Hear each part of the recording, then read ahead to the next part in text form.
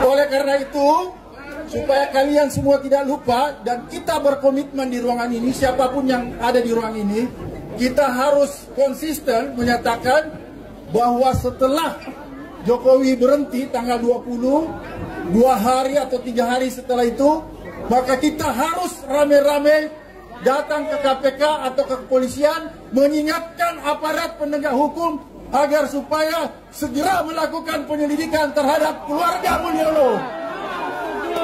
Dan pasca tanggal 14, kami pada tanggal 28 Oktober berencana membentuk satu barisan besar untuk datang ke KPK menuntut Jokowi dimintai pertanggungjawaban. Jadi ini bukan satu diskusi yang main-main. Kami sudah hadir di sini bersama hampir representasi berbagai tokoh kritis dan kami mengirim pesan kepada seluruh rakyat bersatu dan keluar dari politik kotak-kotak yang selama ini menjebak kehidupan rakyat dalam bernegara. Pengadilan atau menuntut Jokowi diadili harus ditegakkan dalam era pemerintahan baru nanti. Kita berharap Pak Prabowo tegak lurus menegakkan konstitusi, mendengar jeritan, mendengar suara rakyat, dan jangan ragu. Mereka yang berkuasa dengan semena-mena harus dibawa ke pengadilan untuk dimintai pertanggungjawaban. Itulah cara kita bernegara. Karena kita tahu persis kalau keluarga Mulyono atau Pak Jokowi tidak diadili, maka saya sangat yakin bahwa presiden-presiden selanjutnya akan melakukan pelanggaran-pelanggaran hukum seperti yang dilakukan Jokowi. Oleh karena itu sekali lagi saya ingin mengingatkan kita semua, setelah tanggal 20, mari kita geruduk KPK dan kantor kepolisian untuk mengingatkan bahwa segera melakukan penyelidikan terhadap Presiden Jokowi. Siap? Adili Jokowi. Kemudian rencana ini dibuat secara matang dengan persiapan yang tidak main-main. Kita berkonsolidasi selama hampir 6 bulan dan memetakan seluruh tokoh-tokoh kritis untuk hadir ke sini. Mereka yang memiliki morality, kredibilitas, komitmen terhadap NKRI, terhadap penegakan hukum, diantaranya Pak Prof. Amin Rais, Pak Din Samsudin, dan lain-lain, untuk menegaskan satu pesan yang kuat kepada istana bahwa rakyat menuntut keadilan dalam bernegara. Dimuliakan oleh demokrasi, kemudian tapi dia membunuh demokrasi, memperkosa konstitusi, kemudian melahirkan anak-anak yang diharapkan menjadi para pemimpin keturunan yang menjadi bangsa hari ini. Dan ini tidak boleh terjadi. Karena itu kita semua di sini, kalangan civil society harus tetap bersatu, karena ke depan kita akan mendapat pemerintahan yang baru. Saya ingin katakan begini, bahwa penyakit orang Indonesia itu mudah melupakan, satu.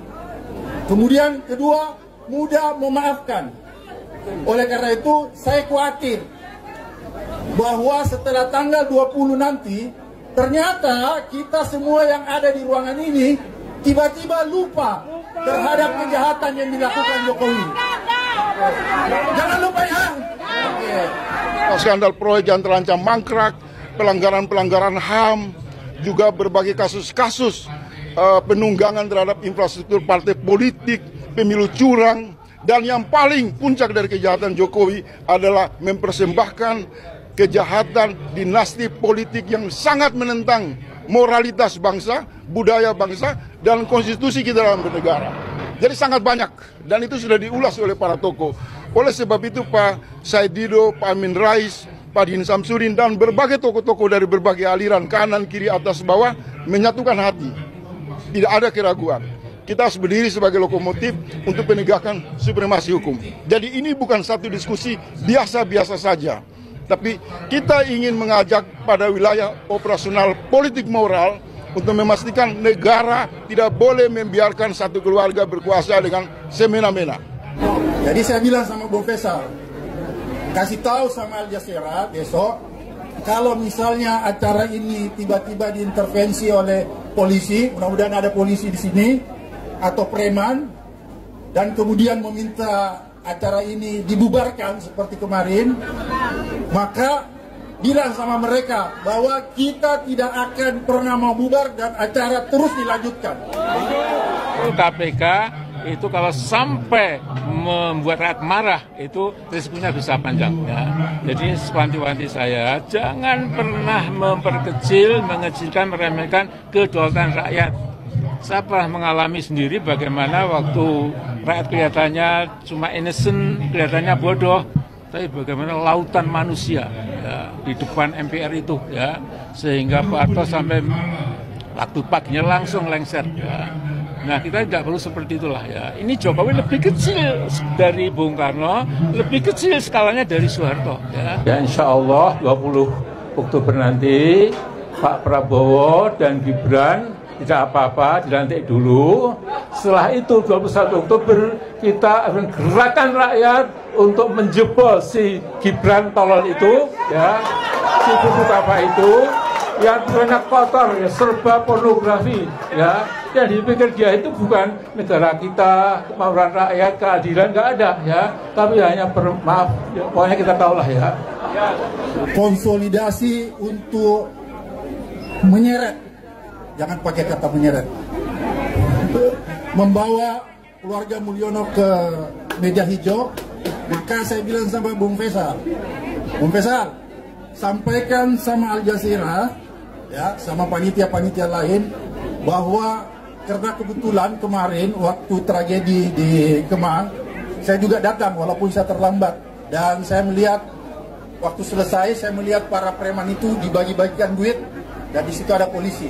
Kedua, dia penampilannya seperti rakyat biasa, pelunga-pelungu, pura-pura, tapi dalam hatinya dia itu mengabdi kepada kepentingan korporatokrat dan konglomerat pemilik modal. Hubungan dia dengan Beijing saya kira sudah menjadi rahasia umum. Merdeka dari akal sakit ke akal sehat. Saya kira itu saja. Terima kasih. Wassalamualaikum. Indonesia merdeka dari akal sakit ke akal sehat. Kalau begitu presidennya Rocky Gerung, karena beliaulah presiden akal sehat ya.